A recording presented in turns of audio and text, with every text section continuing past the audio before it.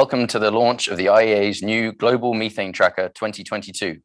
I'm Jethro Mullen, Senior Editor in the IEA's Communications team, and I'm joined today by our Chief Energy Economist, Tim Gould, and Christophe McGlade, the Head of the Energy Supply Unit for the IEA's World Energy Outlook, and who leads our methane tracking and abatement work. They're going to present the key findings of the updated and expanded Global Methane Tracker, and then take questions. For the journalists taking part in this press webinar, we invite you to submit your questions via the Q&A function in the Zoom. You can do this at any point during the presentation, starting now. And with that, I'll hand over to our Chief Energy Economist, Mr. Tim Gould. Well, thank you very much, Jethro, and welcome everyone from IEA headquarters in Paris. It's a great pleasure to welcome you to this launch of the IEA's Global Methane Tracker 2022.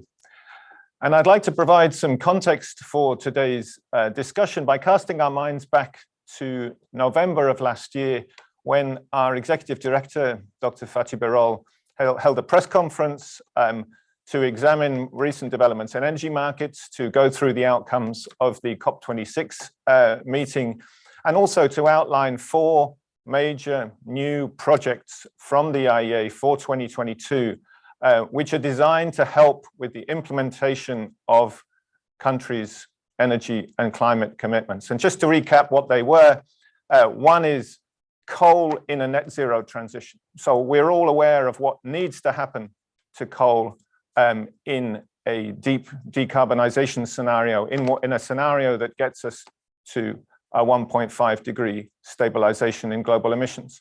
But what we're doing this year is we're really getting into the detail of how that kind of transformation can happen. And that analysis will be out in June. We're also looking in detail at the outlook for nuclear energy.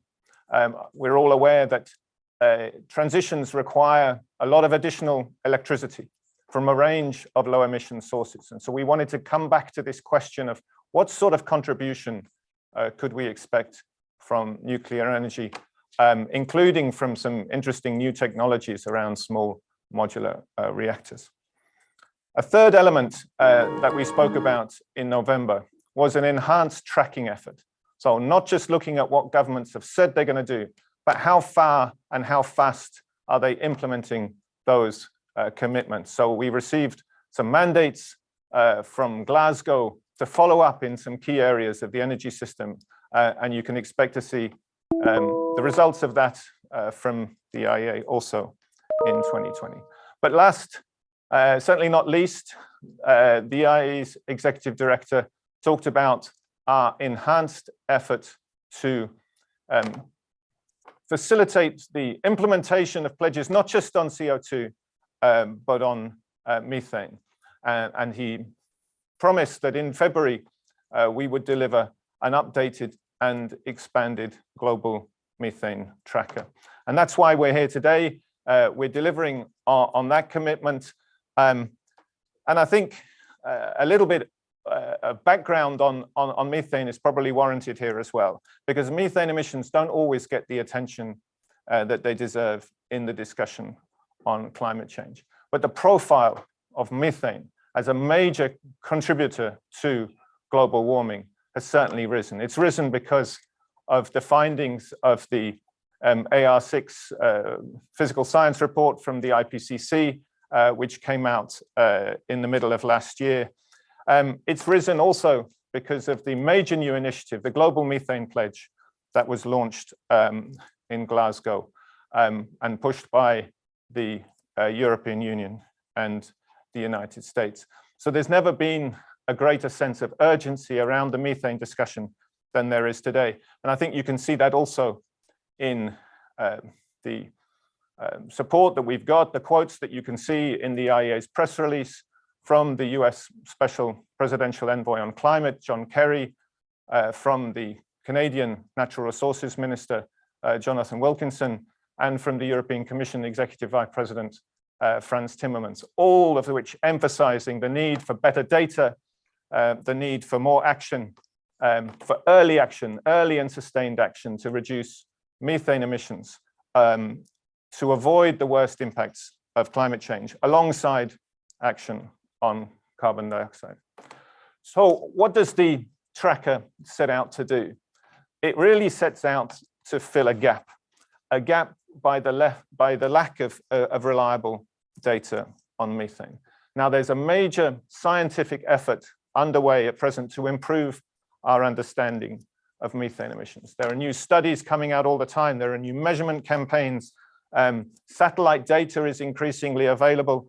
There are new institutional efforts, including the International Methane Emissions Observatory. So there's a lot happening. And our new estimates in the tracker are a response. They incorporate all of these new insights that we're getting from that scientific effort. And we're very grateful to the world's methane science community for this collaboration. But as I mentioned at the start, this is not just an update. This is also a major expansion of the information that we're making available. So our new tracker contains a wealth of country-by-country insights. But in addition to our previous coverage of oil and gas-related emissions, we're also including now estimates for methane emissions from coal operations and estimates for other energy-related emissions. I'm very confident that the numbers that we are presenting to you today, they're not the last word on methane emissions, but they are the best available data set for energy-related methane emissions around the world. And I'd like also to underline that this data set is freely available to consult and download from our website. So what did we find for 2021? The picture that we paint with the new tracker numbers is not an encouraging one. Emissions from the energy sector went up in 2021 by around 5%. And that's around 180 billion cubic meters of natural gas that is leaked to the atmosphere from different parts of the energy sector, and mainly from fossil fuel operations. So alongside the negative effect on global warming, this is an astonishing waste of gas in a year when gas markets have been extremely tight. So based on natural gas prices in 2021, that's more than $40 billion of value just disappearing into the air. And that's more than enough to pay for the costs of deploying all known abatement options. Another striking finding from the new tracker is how far official data are lagging behind the insights that we're getting from science. And there is systematic and huge underreporting of methane emissions in many countries. Our tracker estimates are 70% higher than the sum of official data on emissions. And that's a major problem. Governments must get a better handle on where emissions are today and push for improved measurement and reporting. But the weakness of official data cannot be an excuse for inaction. We have emphasized this in the past, and we emphasize it again today. We know how to bring emissions down. There is no need for big new technological breakthroughs. In the oil and gas sector, we can see examples of countries and companies that have taken action to bring down emissions quickly with existing technologies and industry best practices. And it's time now for leading companies to really show that a zero tolerance approach to methane emissions is working. In parallel, governments can and should use tried and tested policies to encourage or require companies to establish leak detection and repair programs or upgrade leaky equipment and components. We know how to do this. And that brings us then to the Global Methane Pledge. So thanks to the leadership of the US and EU, there's really now a historic opportunity to turn the corner on global methane emissions. So IEA analysis underlines that it's really the energy sector, oil, gas, and coal operations. They have to take the lead in bringing these emissions down. So why do we think of this as a historic opportunity? So what would it really mean in terms of our fight against climate change? It means the following. If by the end of this decade, we can bring down man-made methane emissions, anthropogenic methane emissions, by 30% from where they are today. The impact on the temperature rise in mid-century is the same as switching all of the cars of the world, all of the trucks of the world, all of the planes of the world, all the ships of the world over to zero emissions technologies. That's the entire transportation sector. So the task now is implementation, and the IEA is not just bringing data to this task, it's also bringing a wealth of policy and regulatory information, a wealth of experience and advice on the practical steps that governments can take. And I can assure you that this area will continue to be a very high priority for IEA work in our efforts to lead global clean energy transitions. And with that, I'd like to pass the floor to my colleague, Dr. Christophe McGlade, for a little bit more detail on the key findings from our new work. Thank you very much, Tim. Starting off with the big picture, the energy sector is responsible for around about 40% of the methane emissions from human activity today. And energy sector methane has been rising steadily over the past 20 years. The largest drop that we've ever seen took place in 2020 as a result of the large drop in fossil fuel production. But as economies recovered last year, we saw a rebound in fossil fuel demand and production, and also we saw a rebound in methane emissions. We estimate that energy-related methane increased by around about 5% in 2021. This rise means that emissions are slightly below the level they were in 2019, even though overall energy demand and fossil fuel production are both back above pre-crisis levels. But what's clear is that action on methane is happening, but at a very slow pace. And this wasteful leakage of methane is all the more striking given today's backdrop of very tight and volatile gas markets. Looking in a bit more detail at the results by fuel, around about 80 million tons of methane was emitted from the extraction, processing, and transporting of oil and natural gas. This year's tracker contains for the first time emission estimates from coal, and globally we estimate that coal mine methane was around about 40 million tons in 2021. And finally, just under 10 million tons comes from bioenergy. This is predominantly from the traditional use of biomass for cooking and heating in emerging market and developing economies. This is a very polluting process. It's a major source of indoor air pollution and is responsible for around about 2.5 million premature deaths every single year. And as we can see, it is also responsible for a large level of methane emissions. If we look at the online portal for this year's tracker, we've updated all of our estimates for oil and gas for 2021, and we've expanded our coverage to provide country-by-country estimates for coal and bioenergy.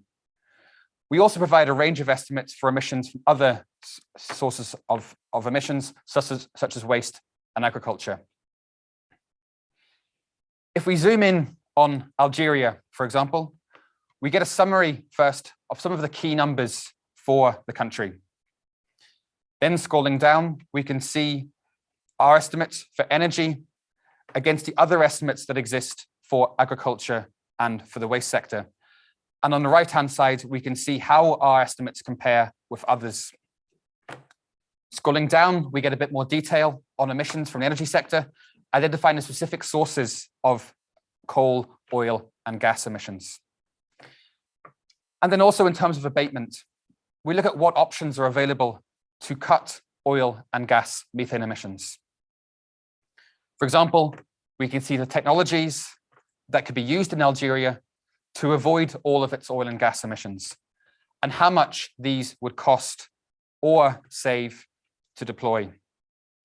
And as Tim mentioned, as has always been the case with the methane tracker, all of the data for all countries is freely available to download. If we look at total emissions from the energy sector, we see that China was the largest source of emissions in 2021. Predominantly, this is because of its coal mine operations, and in total, around about 28 million tons of methane came from China. Russia is the second largest emitter, and there is also a very large level of emissions that come from Turkmenistan. Even though Turkmenistan is not the largest producer of oil and gas, it's responsible for a disproportionate level of methane emissions. The United States is the third largest emitter, and in the US, there have been an increasing number of measurement studies carried out. And these have highlighted a very large number of leaks that are occurring, particularly in unconventional oil production areas.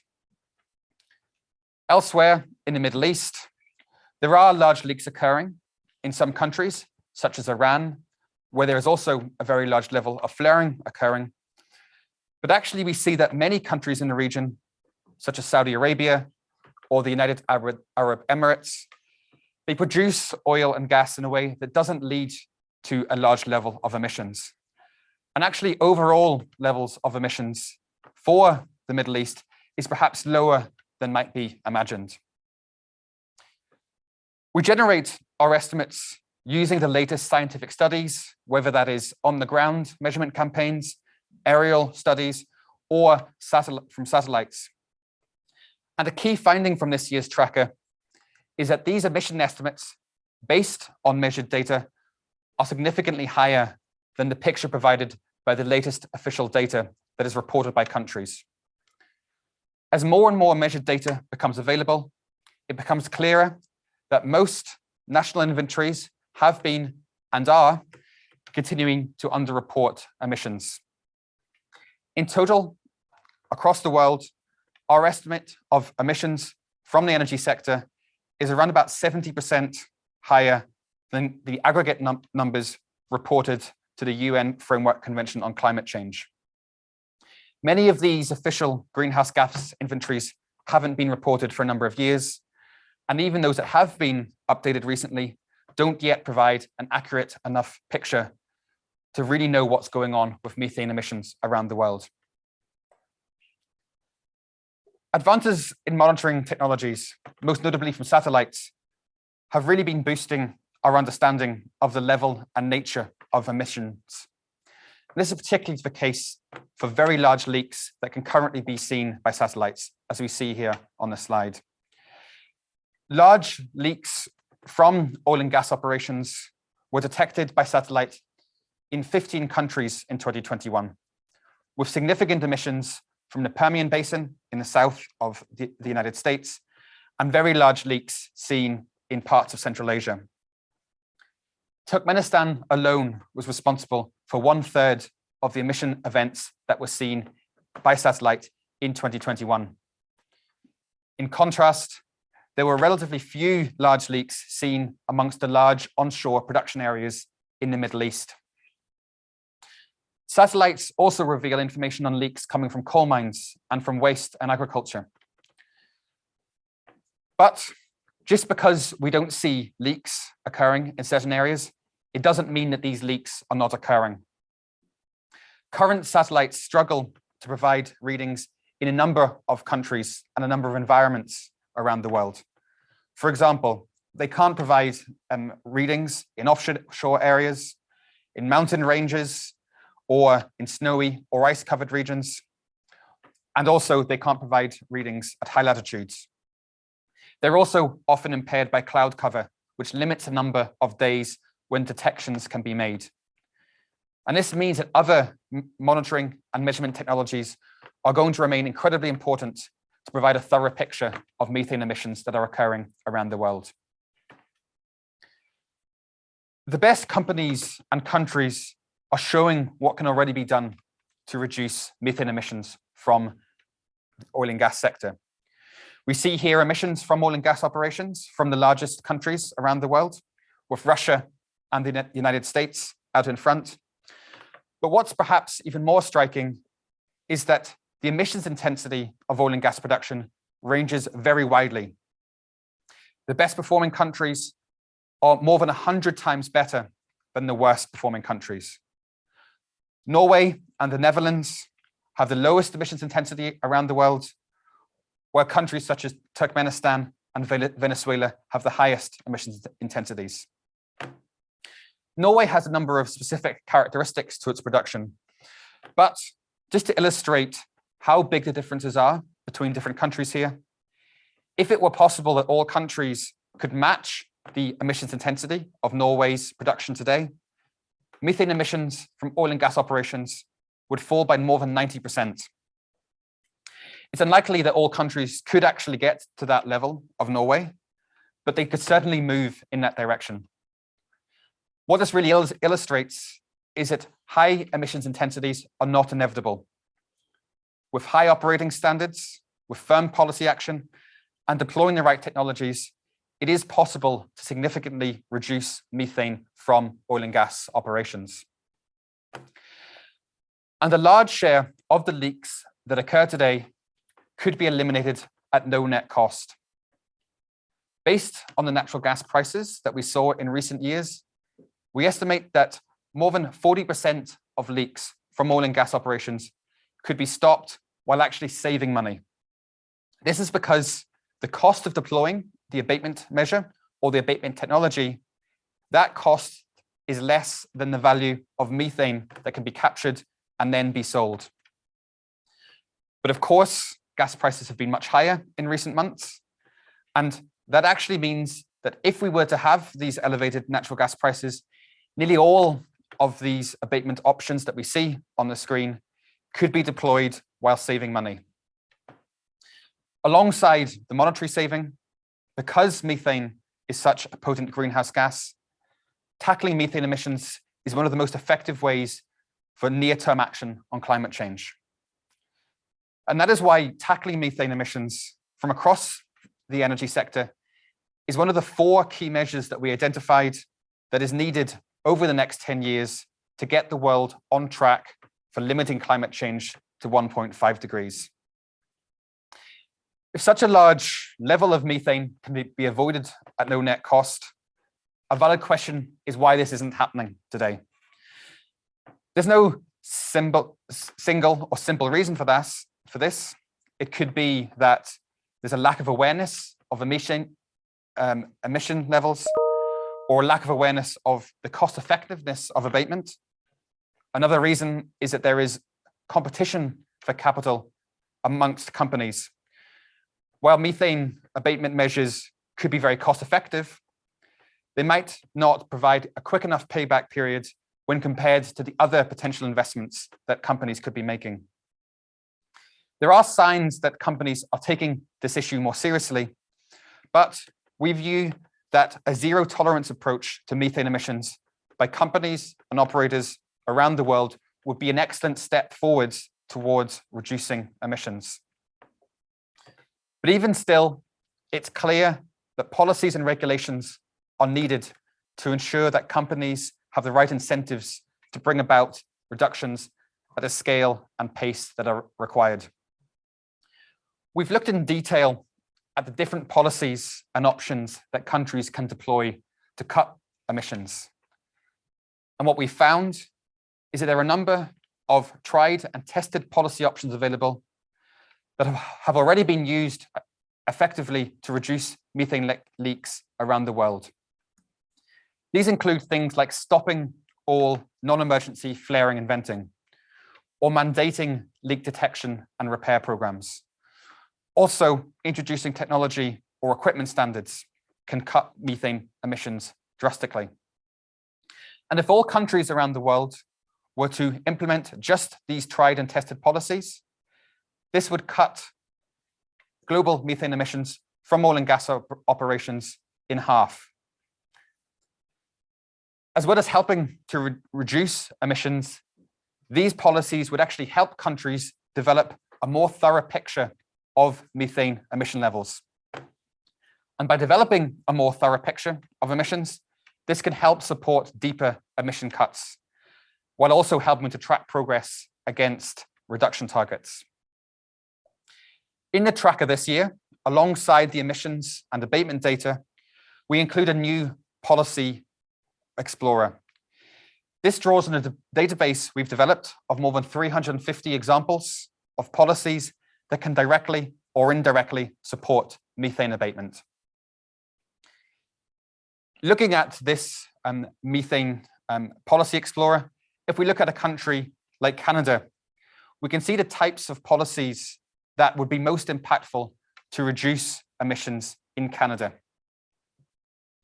This includes the tried and tested policies that can be deployed.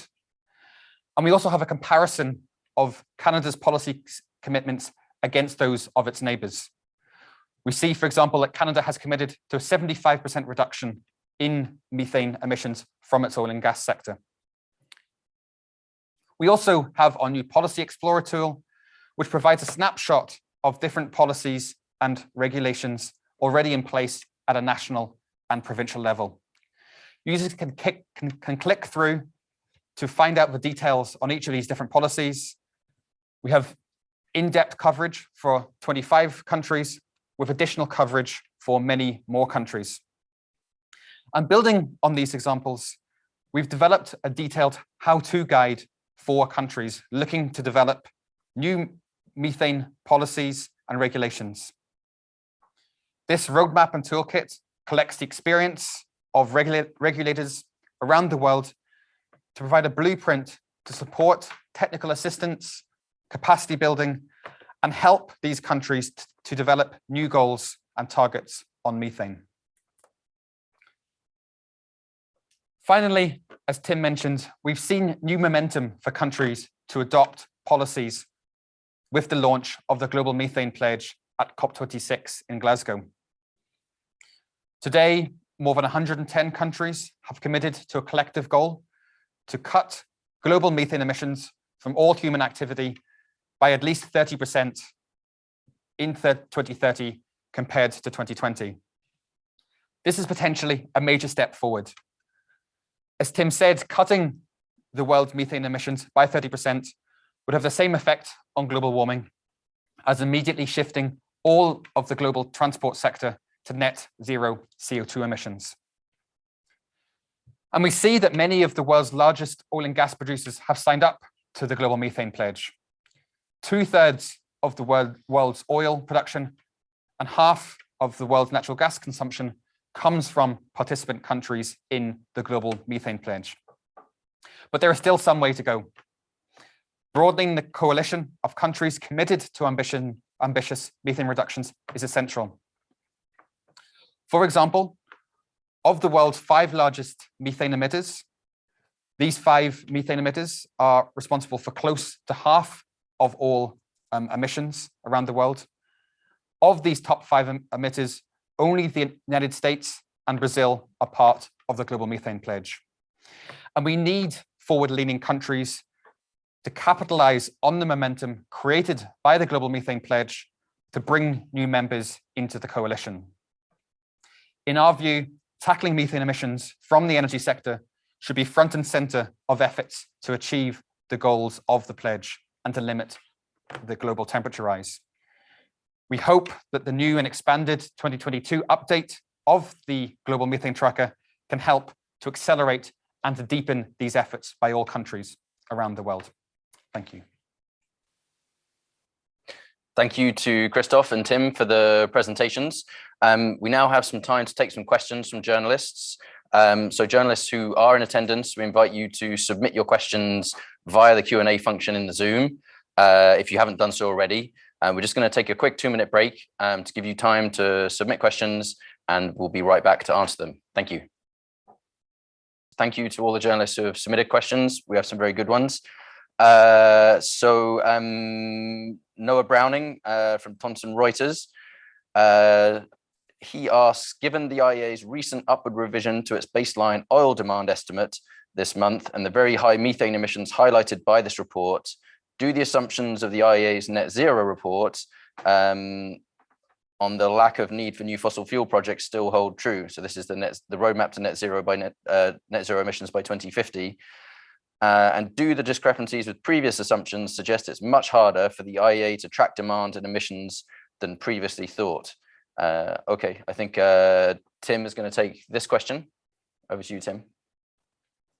Yeah, thanks very much for the question. I think the first thing to say is that we're always extremely attentive to the quality of the data that we provide. As many of you may be aware, in the most recent oil market report, there was an upward revision to demand that was primarily for LPG demand in Saudi Arabia, and also various elements of petrochemical demand in China. Although, as we pointed out in the OMR, the growth rates for oil demand that we have highlighted before remained unchanged. I think in relation to methane emissions, I think the important thing to have in mind is that the discrepancy that we're talking about today is the discrepancy between our estimates and the sum of official estimates. Our estimates have remained higher, much higher than official data ever since we started producing these numbers back in 2017 in the World Energy Outlook.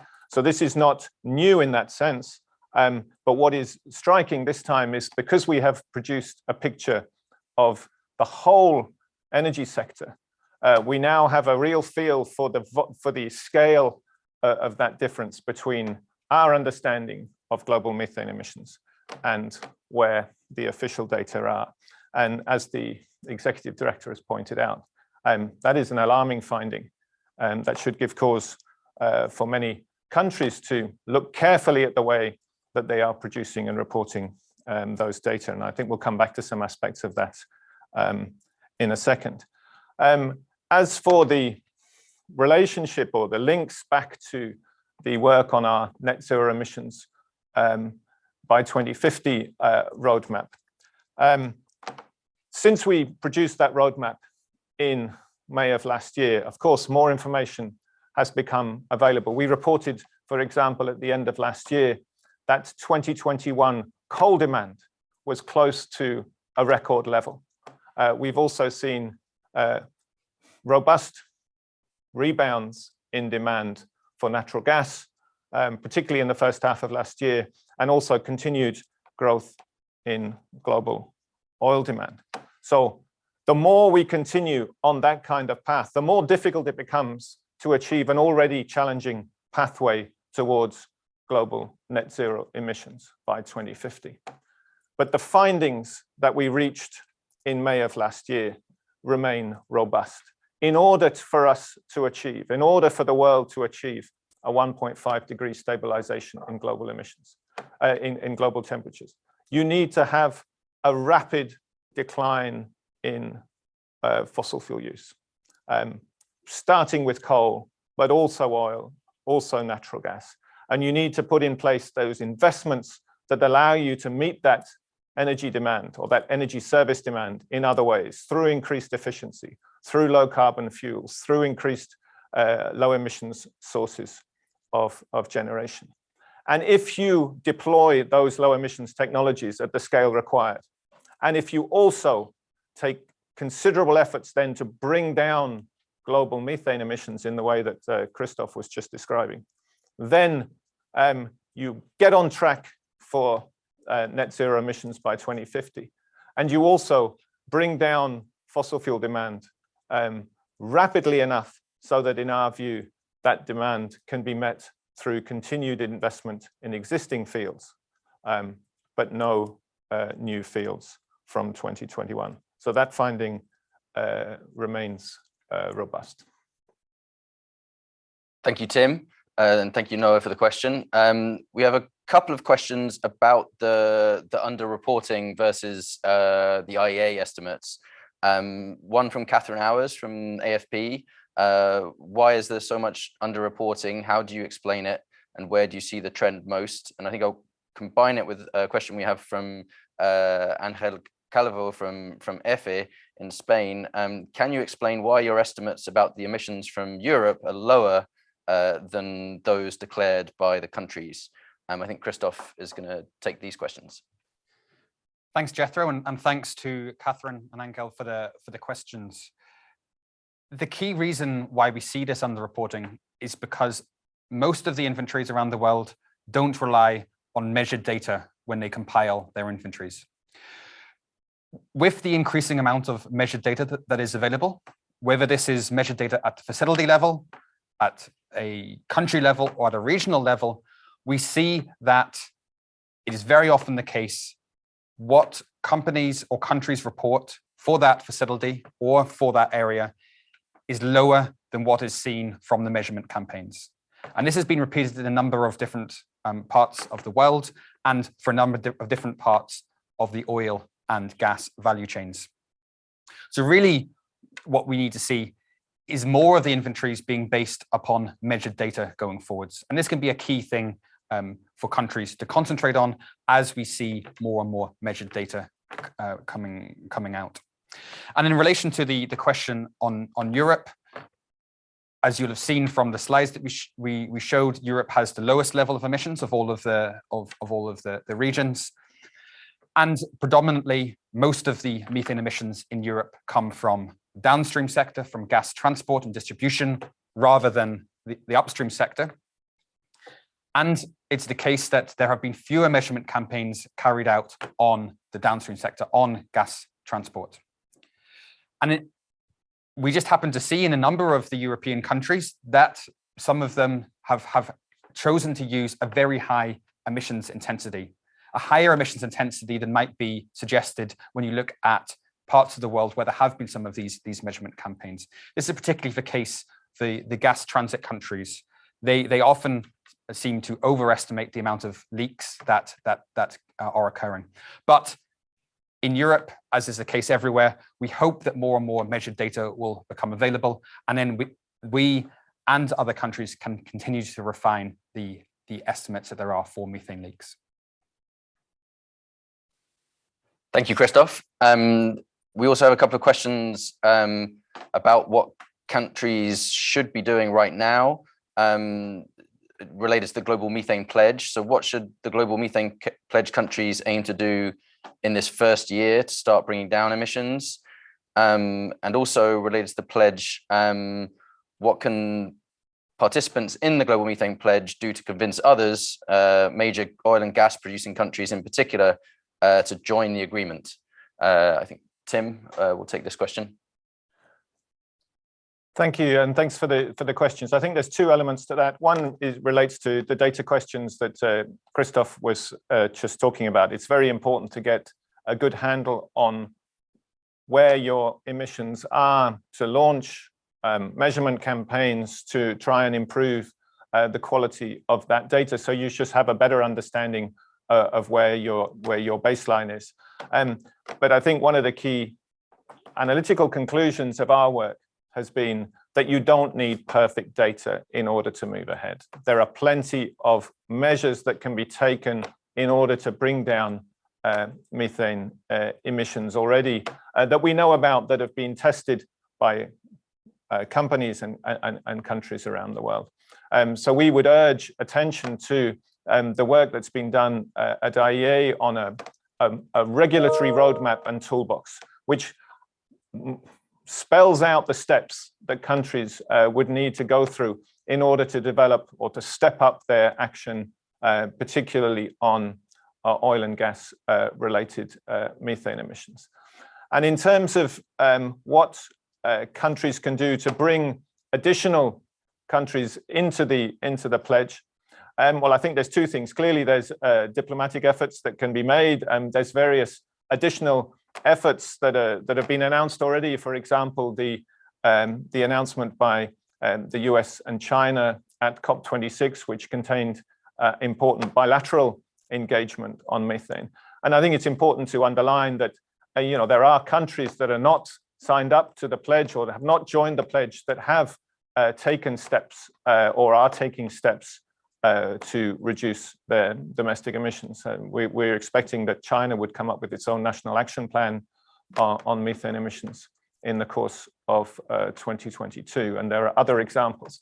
But I think the most important thing that countries can do to broaden this effort is to lead by example and to show that this can be done, it can be done cost effectively, that this is, in a sense, the lowest of the low-hanging fruit when it comes to tackling the emissions that are causing climate change. And I think that's been very persuasive when we've seen companies stand up in front of regulators and in front of policymakers saying, you know, this can be done. We did it. We found that it was as cost effective as we hoped, sometimes even more cost effective, and we delivered important methane emissions reductions. And there are examples at country level as well. So the more examples we have like that, the easier it is then to broaden the effort. Thank you, Tim, and thank you to those taking part for the questions. They're still coming in. We're unfortunately getting a little short on time, so what I'm going to do is try to sort of group them together into some bundles, and then throw all the bundles at Christoph and see what he can do. The first one is from Tom Washington at S&P Global Platts, asking if Turkmenistan's emissions are related to gas transport. Also, in terms of like the where emissions are along gas supply chains. Rainer Luterhus, apologies for my pronunciation, from Energate asks, is it possible to attribute methane emissions to LNG?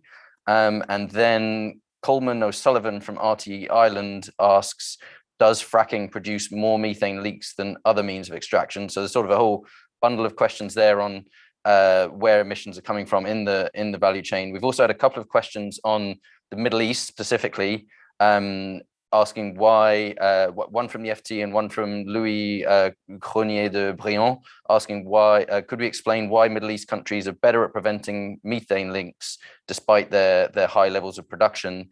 So what's the reasons behind the relatively low levels of leaks from the major producers in the Middle East? And then, so that's another group. And then a final question is about satellites, which is a good one from Eva Thibault, an independent journalist. Are the developments in the detection of methane emissions essentially due to the recent use of satellites for this purpose? So Christoph, I'm sorry for putting quite so much on your plate in one go, but give it your best shot. Thanks, Jethro. So starting with Tom's question on Turkmenistan, as mentioned, the estimates that we have for methane emissions that were detected by satellite, around about 1/3 of those emissions were detected in Turkmenistan. But it seems to be the case that predominantly those emissions are coming from its production facilities, so where the oil and gas is extracted. However, we're expecting more and more satellites to be looking at Turkmenistan to provide a richer picture of what is happening there, given the very large number and very large level of leaks that are occurring in Turkmenistan. But so far to date, it seems to be predominantly related to upstream facilities.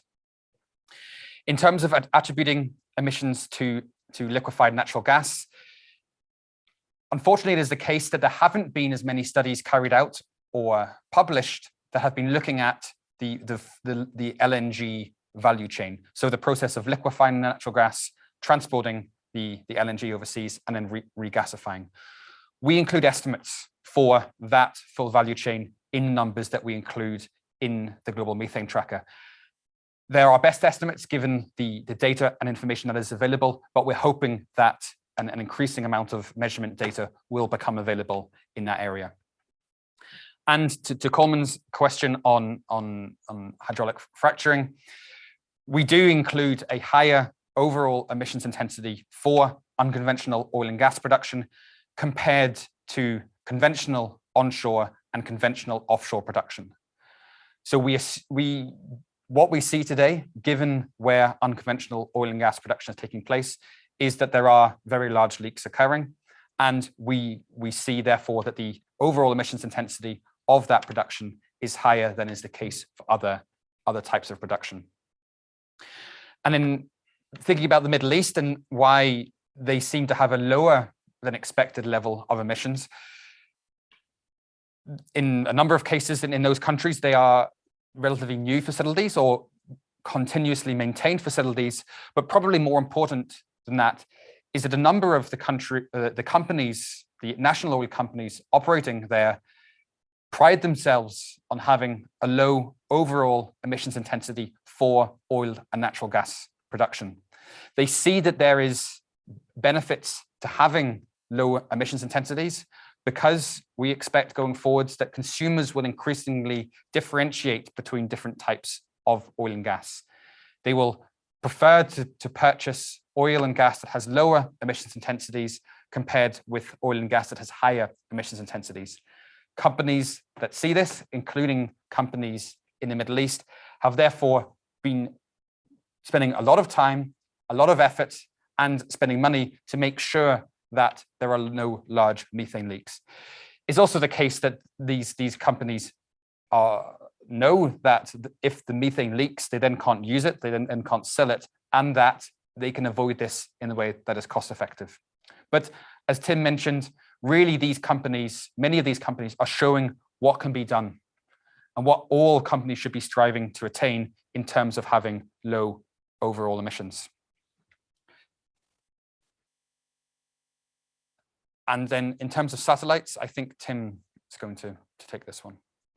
Yeah, thank you very much, Christoph. Yeah, satellites, the detections available from satellites, it's obviously been a very exciting area, and we've included those data in the tracker.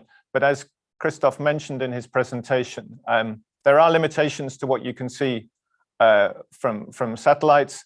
That picture is improving, and it will improve further with new launches in the coming years, and there's some very exciting developments underway. But I don't think we should claim that satellites are going to give us all the information that we need. There's a lot more that's being done at the moment, also with other aerial observations from planes, from drones, some very detailed readings of site-specific emissions that are coming from those sources, and that feeds also into the scientific effort. But there's also a lot of ground-based measurement technologies that are becoming increasingly accessible and increasingally valuable in increasing the understanding of where the emissions are coming from. So I think there's a sort of plethora of technologies that are now increasingly available and that allow us to build up that full picture of where emissions are coming from. And a large part of the scientific effort is reconciling all of those different data sources and to try and come up with a coherent overall picture of where the emissions are. But I think the key point for the purposes of this discussion is that transparency is coming. It will not be possible for large emitters of methane to avoid scrutiny of their performance. We see that already. It's going to be increasingly true in the years to come. So that's why we would encourage all countries, all companies, to be taking a very, very close look at this issue and how they can take overdue steps in some cases to bringing those emissions down. Thank you very much to our presenters. Thank you to the journalists for your questions. And thank you to everyone following this event online for your interest in our work. As mentioned, the Global Methane Tracker analysis, the interactive emissions database, and the online policy explorer are available for free on our website. So please do take a look. And if any journalists have any questions that didn't get answered during the Q&A, please do follow up with the press office. Thank you very much, and we look forward to seeing you again soon.